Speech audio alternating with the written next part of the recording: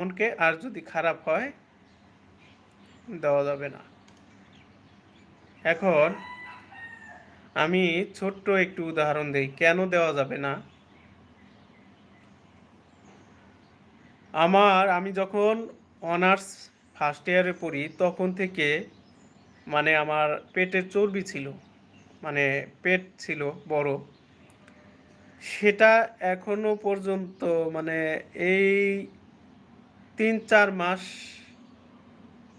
আগ পর্যন্ত আমি অনেক চেষ্টা করেছি, দৌড়াইছি, হাঁটছি রাস্তায়, ব্যায়াম করেছি, কোনো কিছুতেই আমি কমাইতে পারি নাই।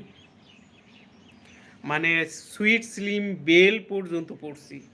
এই যে এই যে দেখতে পারতেছেন পেট, এটা আমার মানে এমন পরিমাণ ছিল, সবাই বলতো, মানে এটা নিয়ে হাসি ঠাট্টা করতো, তামাশা করতো।